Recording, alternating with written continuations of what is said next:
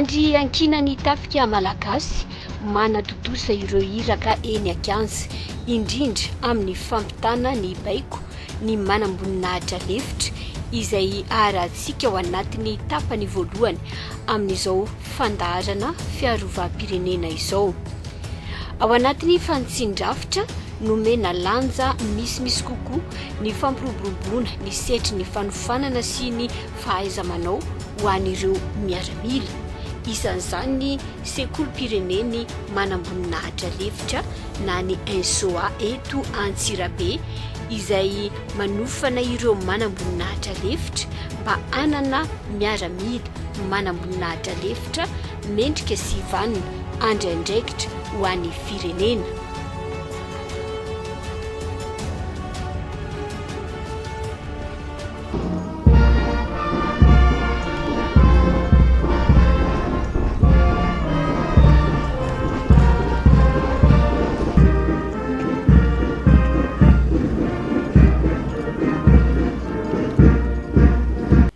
Efa antaonany maro no tsy nisy fandraisana mpianatra manamboninahitra lefitra ESOS. Tao anatin'izao fanavaozana izao no tanteraka ny fampidirana indray ny ESOS andiany faefatra izay notsongaina avy amin'ny tanora lahy sy vavy.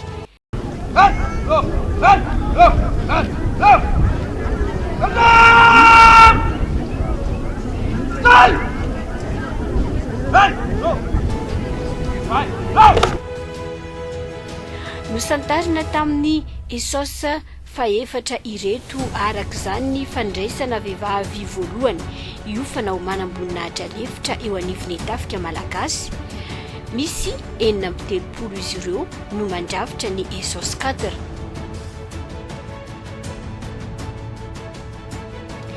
Rehefa navita ny sedra dingana voalohany fanalana ny fiainana sivily ho amin'ny fiainana miaramila izy ireo nandritra ny herinandro maro dia naseho ambany faneva mariky ny firosoana lalindalina amin'ny fiofanana eto anivon'ny NSOA izay anoranareo tena amin'izao. Ny sainam-pirenentsika dia miloko telo mazava tsara, miavaka ary mitovy aby. Ny fotsy mitsangana eo amin'ny sisiny izay midika fahitsiana sy fahadiovam-po. Ny mena mitsivalana eo ambony manambara ny fiandrianam-pirenena sy ny fitiavan-tanindrazana. Ny maitso mitsivalana eo ambanin'ny mena izay lokon'ny fandrosoana sy ny fanantenana ka mampirisika antsika anao ny tsaratsara kokoa hatrany ampandrosoana ny firenena. Voasoratra eo amin'ny fanevan'ny sekoly amin'ny lafiny havanana ny targetran'ny sekoly ny hoe fahalalana tanindrazana. Ny fahalalana izay fiadina tsara indrindra hoentina ampandroso ny tena sy ny firenena amin'ny lafiny rehetra. Ny tanindrazana izay mampikambana antsika malagasy rehetra ho iray ka mampientana antsika hiara-dia amin'ny asa izay atao ho azy.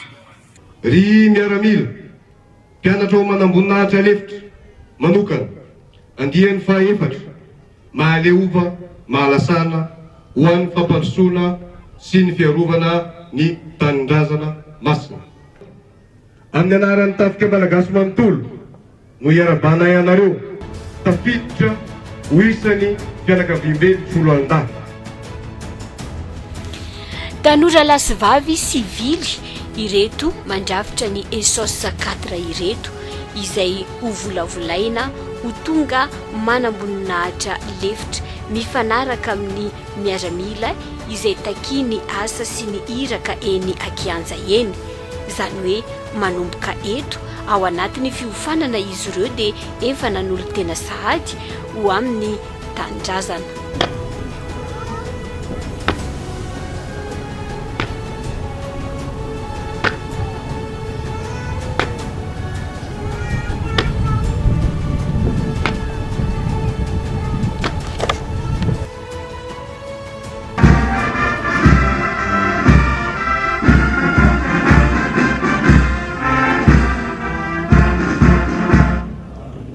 Salam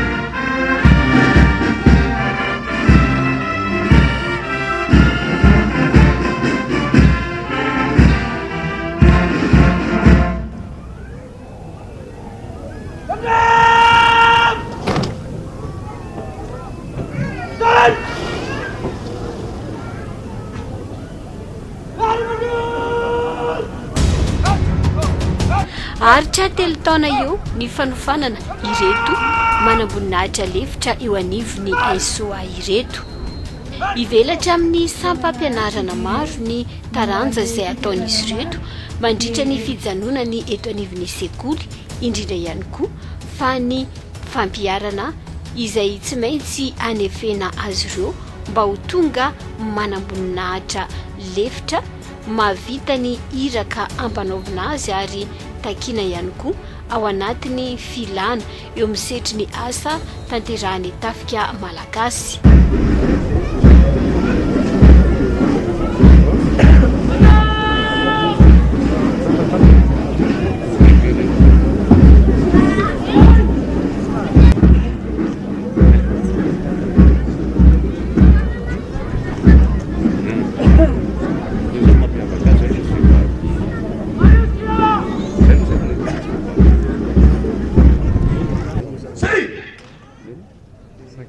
Eo ambany fibaikony komandiny andiany manontolo ho an'ny matso.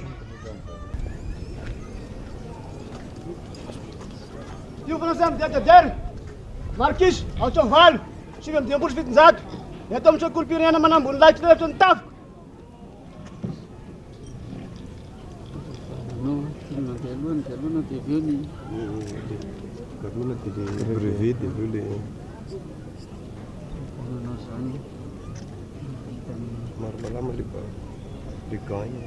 Raha izay ny eo anivony fanofanana ireo manamboninahitra lefitra andiany faefatra na ny ESOS 4. Ande kosa isika iresaka sampam-pampianarana hafa eto anivony SOA trany fanatevenana ny fahaiza-manao ho an'ireo miaramila, izany hoe ireo miaramila efa misandraka amin'ny vondrona misy azy avy na ao anatiny etamajoro misy azy avy no nahazo fahalalana izay sady fisondrotana galona ho azy ireo ihany koa. Navita ny fiofanana tamin'izany ary ny teo anivony CM1 sy ny CM2 ka navoaka tamin'ny fomba ofisialy.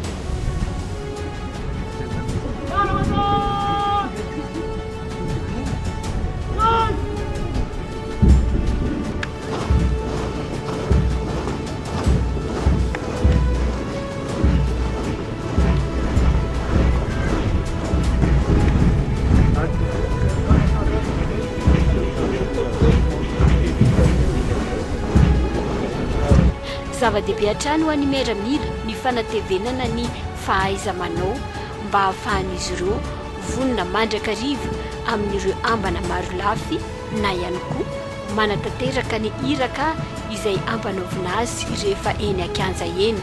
Ny manamboninahitra lefitra izay manelanelana amin'ny manamboninahitra sy ny miaramila andaharana ary antoka iray lehibe manatanteraka sy manatotosa ny asa san'ny tafika malagasy indrindra rehefa eny an-kianja eny.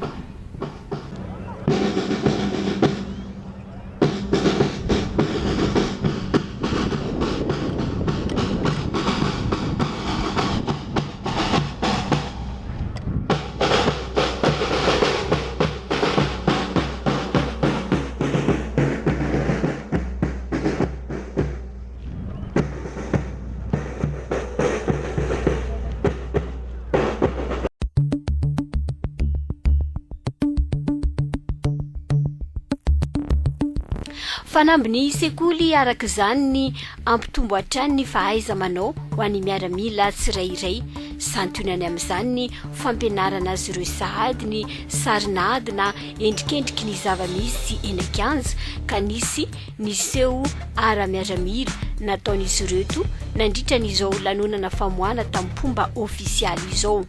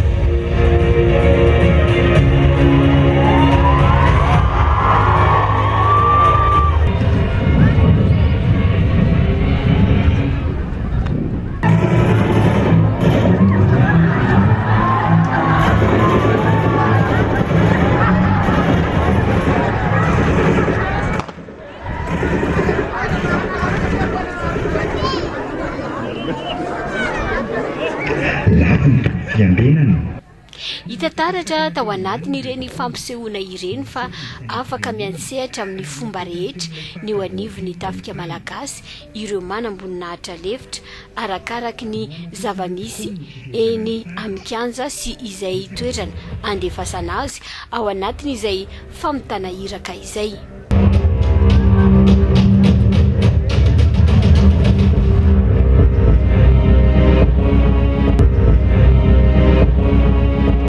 afaka efatrandro dia anamarika ny fety Pirenena isika izay sady fety ny folo andahy amin'ny taona 2024 ity dia feno 20 taona ihany koa nijoroany folo andahy malagasy izay tsy afa-misaraka tao anatin'ny tantara Pirenena ary riarian'ny firenena iray izany hoe fananana tafika tandroka arovozona miaro ny vahoaka sy ny fananana.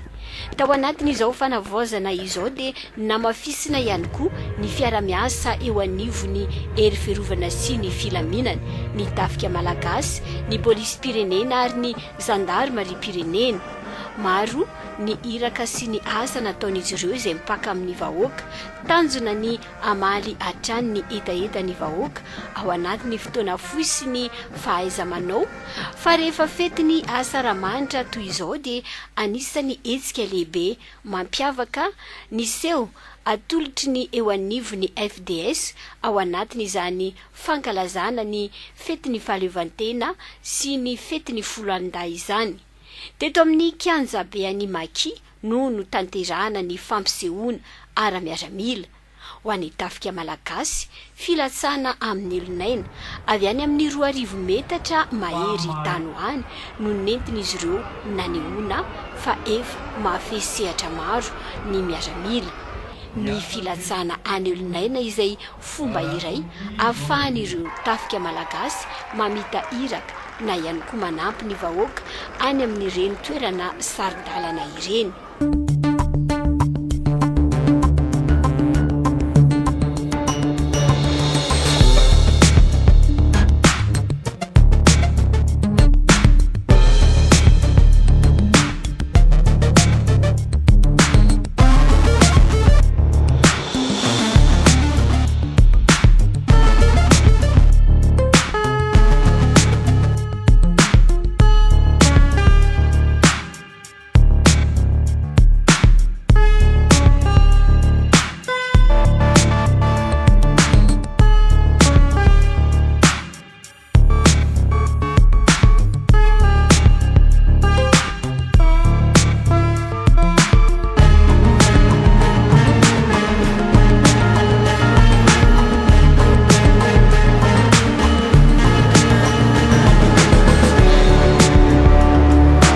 Etsy andaniny kosa ho an'ny polisy Pirenena nampiseho ireo fihetsika mirindra na fampiasana fiara na mandeha tongotra ny teo anivony polisy Pirenena tamin'ny alalan'ireo vondrona manokana na ny USPN.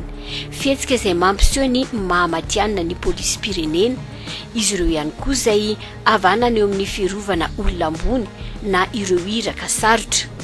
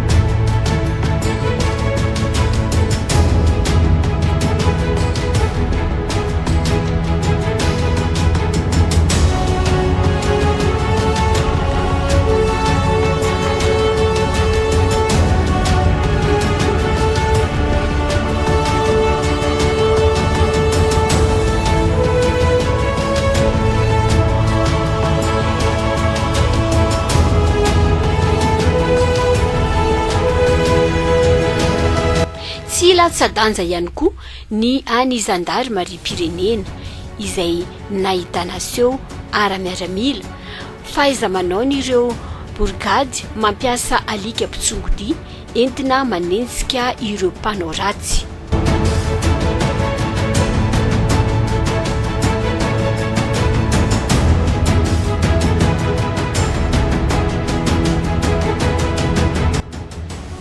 Nofitinina tamin'ny fiarahana miantsehatra ho an'ny FDS ny tafika, ny polisy ary ny zandary ny fampisehoana na ny démonstration dynamique teto amin'ny kianja maki, izany hoe afaka miara-miantsehatra ao anatin'ny iraka atrany ny hery fiarovana sy ny filaminana mba ho antoka misimisy kokoa ho an'ny vahoaka ao anatin'ny fanampiana ny mpiarabelona mitondra fandriampahalemana sy filaminana maharitra eto Madagasikara.